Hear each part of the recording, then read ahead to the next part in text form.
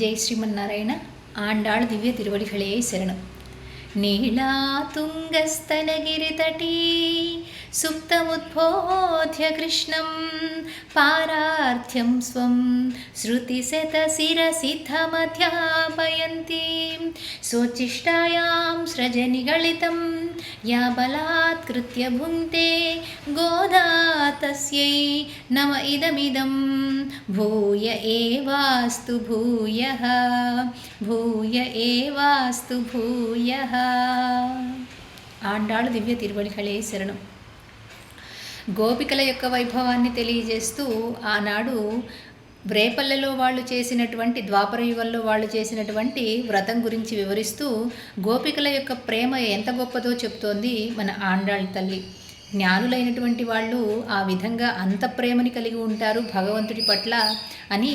అసలు గోపికల యొక్క ప్రేమ ఎట్లాంటిది అంటే, యుగాయుతం నిమిషేణ చక్షుషా ప్రాప్యుడాయుతం శూన్యాయుత జగత్సర్వం గోవింద విరహేణమే అని రెప్పపాటు కూడా భగవంతుణ్ణి విడిచి ఉండలేనటువంటి స్థితి ఆ గోపికలది. అట్లాంటి జ్ఞానం వారిది, అట్లాంటి భక్తి వారిది.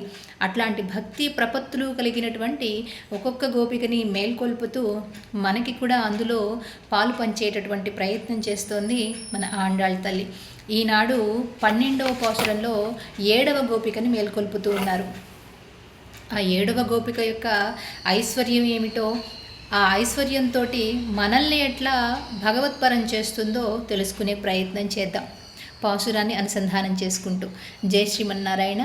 கனைத்திளம் கத்தெருமை கன்றுக்கிறங்கி நினைத்து முலை வழியே நின்று பால் சோரா நனைத்தில்லம் சேராக்கும் நற்செல்வன் தங்காய் பனித்தலை வீழனின் வாசல் கடை பத்தி சினத்தினால் தென்னிலங்கை கோமானை செத்த மனத்துக்கினியானை பாடவும் நீவாய் திரவாய் இனத்தான் எழுந்திராய் ஈதென்ன பேருரக்கம் அனைத்தில்லத்தாரும் அறிந்தே లోరింబావాయ్. ఈనాటి గోపిక యొక్క ఐశ్వర్యము కలిగినటువంటి ఆ గోసంపద అంతా కూడా పాపము బిడ్డల మీద ఉన్నటువంటి ప్రేమతోటి కనైతిళం కత్తెరుమై కన్రుక్కి రంగి. ఇళం కత్తెరుమై అంటే లేగదూడలు కలిగినటువంటి గేదెలుట. ఆ గేదెలను ఉదాహరణగా చేసి చెప్తోంది. గేదెలు బిడ్డల పట్ల ఎంత ప్రేమని కలిగి ఉంటాయంటే ఒక్క క్షణం కూడా వదిలిపెట్టి ఉండలేవుట. అవి అప్పుడే లేగదూడలు అంటోంది. అంటే అప్పుడే పుట్టినటువంటి బిడ్డలు పాలు తాగకపోతే తల్లి ఎంత తల్లడిల్లిపోతుందో, అలాగే తన బిడ్డలు ఆకలిగొన్నవేమో అని బాధాతప్త హృదయంతో జాలి కలిగినవై ఈ రంగి నినైతుములై వళియే నిన్రు పాల్ సోరా. అవి జాలి కలిగి అవే వచ్చి చేపుతున్నట్లుగా ఆ పాల ధారని అట్లా స్రవిస్తూ ఉన్నాయట. నిండ్రు పాల్ సోరా ఏకధారగా అవిచ్ఛిన్నంగా కురుస్తూ ఉండట ఆ పాలధారం. ననైతిల్లత్తారుం ఆ ఇల్లంతా కూడా, ఇల్లం అంటే ఆ ఇల్లంతా కూడా చిత్తడి చిత్తడి అయిపోతూ ఉంది. సేరాకుం నచ్చల్వన్ తంగాయ్ అంత గోసంపద అంత పశు సంపద కలిగినటువంటి ఓ ఐశ్వర్యం కలిగినటువంటి గోపబాలుని నచ్చల్వన్ తంగాయ్ ఓ గోపబాలుని చెల్లెలా అంటూ సంబోధిస్తోంది. తంగాయి అంటే చెల్లెలా అని అర్థం. గోపకుని గోపబాలుని చెల్లెలా. పనితలై వీళ్ళనిన్ వాసల్ కడై పత్తి పొద్దునే వచ్చావేమో, మేము పనితలై పైనుంచి మంచు కురిసి మేమంతా తడిసిపోతూ ఉన్నాం. వాసల్ కడై పత్తి కిందేమో ఇల్లంతా ఇట్లా బురదగా అయిపోయింది. అసలు ఎవరూ పట్టించుకోవడం లేదు. ఆ పశువులని కాస్త వాటి బిడ్డల దగ్గరికి చేర్చి అవి చేపుతున్నప్పుడు వాటికి కాస్త పాలు అందించి తర్వాత పాలన్నీ పితికి జాగ్రత్త చేయవలసినటువంటి సమయంలో ఎవరూ కూడా వాళ్ళని పట్టించుకోవట్లేదే. పాపం అవేమో ఆర్తిగొన్నవై బిడ్డలు ఎక్కడ ఆకలితో అరుస్తున్నాయో అని చెప్పేసి అవి పాలను అట్లా ధారగా స్రవిస్తుంటే ఇల్లంతా చిత్తడి చిత్తడి అయిపోయింది. మరి పైనుంచేమో మంచు కురుస్తోంది. ఇలాంటి సమయంలో వచ్చి మీ యొక్క చూరుకు పట్టుకొని వేళ్లాడుతున్నాం మేము. వాసల్ కడై పత్తి అంటున్నారు. పైన వేళ్లాడుతూ ఉన్నాము, మీరు పై కొమ్మకి పట్టుకొని అని అంటూ, ఇంకా నువ్వు మేల్కొని రావట్లేదు బయటికి, మనము నామాన్ని పాడదామనంటే మరి గోపిక ఏం ఉలకట్లేదు పలకట్లేదు.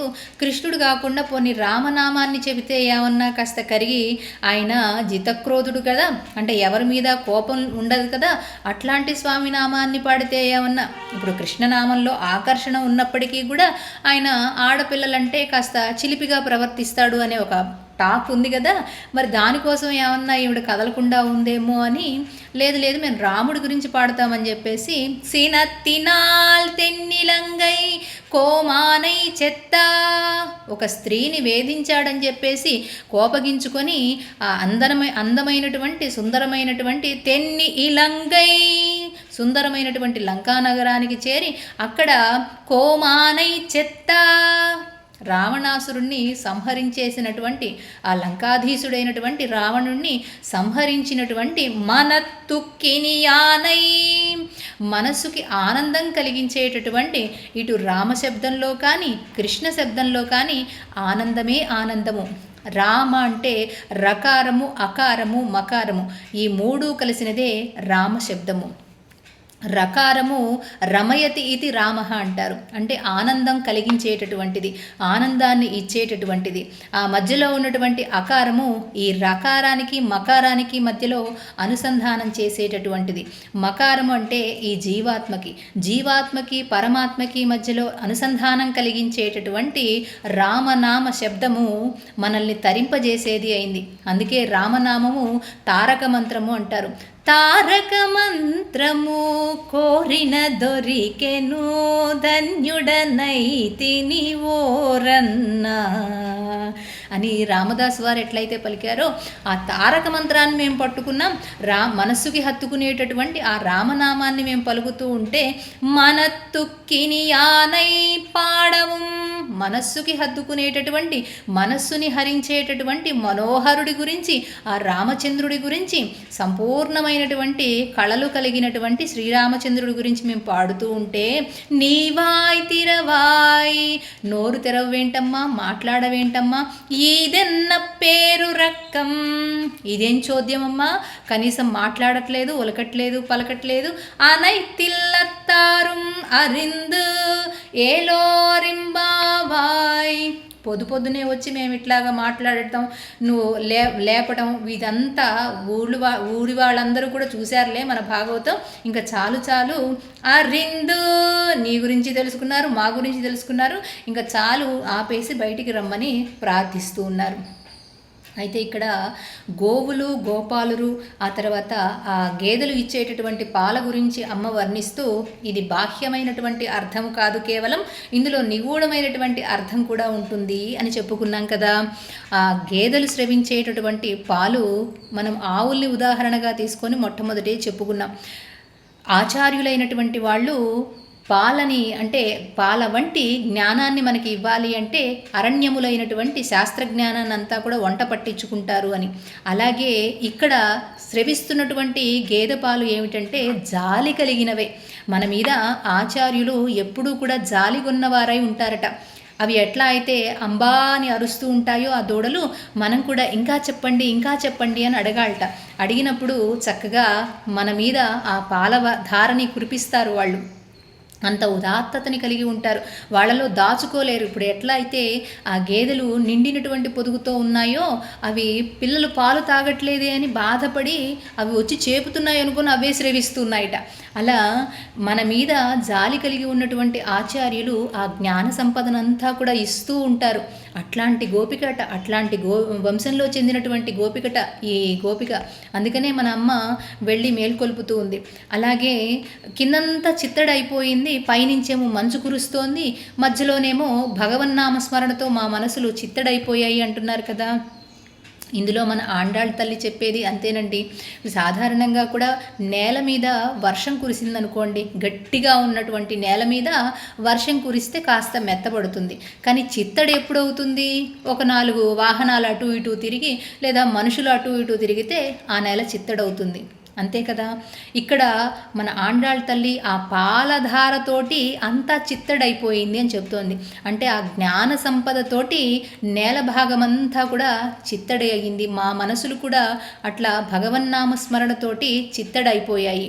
దీన్ని మనం ఇంకొంచెం నిగూఢంగా వెళితే కనుక మనం కూడా ఈ సాంసారికమైనటువంటి బాధలు ఎన్నో, ఆది భౌతిక, ఆది దైవిక, ఆధ్యాత్మిక బాధల్ని ఎన్నో పడుతూ ఉంటాం. అంటే ఇవన్నీ ఏమిటంటే మనకి రోగాలు, రొస్టులు, తర్వాత ఎవరి వల్లన్నా భయము, శత్రువుల వల్ల భయము, క్రిమికీటకాదుల వల్ల భయము, ఇట్లాంటివన్నీ కూడా మనం అనుభవిస్తూనే ఉంటాం కదండి. ఇట్లాంటి భయాలన్నీ కూడా పడి లోపల మనసు గట్టిపడిపోయిందిట. సున్నితంగా ఉన్నటువంటి మనసంతా కాస్త గట్టిపడిపోయిందిట. ఈ గట్టిపడినటువంటి హృదయాల్లో పాలధార కురియాలి. అంటే జ్ఞానం అనేటటువంటి ధార లోపల కురియాలి. ఆ కురిసి తర్వాత కొంచెం వాహనాలు అటు ఇటు తిరిగితే కానీ చిత్తడవ్వదాం అన్నాం కదా. అది ఏమిటి అటు ఇటు తిరగడం అని అంటే భగవంతుని యొక్క భక్తులు, ఆ భక్తులతోటి కలిసి వాళ్ళతోటి అదిగదిగో ఆ గుళ్ళో తిరుప్పావే చదువుతున్నారు, ఇదిగిదిగో ఈ గుళ్ళో విష్ణు సహస్రనామం చదువుతున్నారు అని కాస్త అక్కడికి వెళ్ళటము, వాళ్ళతో పాటు చదవటము, అందులో ఉన్నటువంటి విశేషాలని వినటము, ఇట్లా వింటూ ఉంటే ఏమిటంటే భగవంతుని పట్ల ఉన్నటువంటి ప్రేమ లోపలంతా కూడా మెత్తబడి చిత్తడైపోతుంది. అంటే బాగా ఇంకా ఆర్ద్రతతో కూడినటువంటి మనసు వస్తుంది. అప్పుడు కళ్ళకి నీళ్లు కారటము, వింటూ ఉంటే రోమాలు నిక్కబడవటము, ఇట్లాంటివన్నీ కులశేఖర ఆళ్వార్లని ఒక మహానుభావుడు ఉన్నాడు. ఆయన చెప్తారనమాట, రోమాంచితం అవ్వాలి భగవంతుని విషయాలు వింటూ ఉంటే అని, కళ్ళ వెంట ధారగా నీళ్లు కురుస్తూ ఉండాలి, ఇట్లాంటి స్థితి మనకి రావాలి, అంత ఆర్ద్రమైనటువంటి మనసు మనకి కలగాలి, అట్లాంటి స్థితిని నాకు ప్రసాదించు అని ఆళ్వారులు కోరుకుంటారు, కులశేఖర ఆళ్వారులు. అలాగా ఇక్కడ అలాంటి పరిస్థితి వస్తోంది మాకు, ఇంకా నువ్వు పడుకొని ఉండటంలో అర్థం ఏమిటి అని మన ఆండాళ్ తల్లి ఈ గోపబాలికని మేల్కొల్పుతూ ఉంది. మరి రేపటి రోజున ఇంకే అద్భుతమైనటువంటి విషయాలు చెప్పి మనని ముందుకు తీసుకువెళుతుందో చూద్దాం. జై శ్రీమన్నారాయణ. ఆండాళ్ దివ్య తిరువళిகளே శరణం.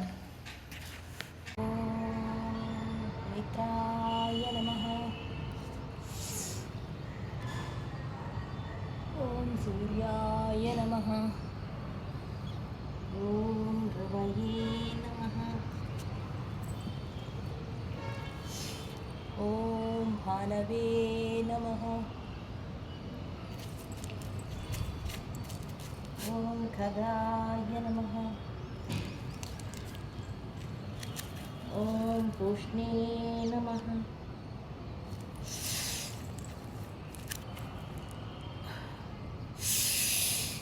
ॐ हिरण्यगर्भाय नमः.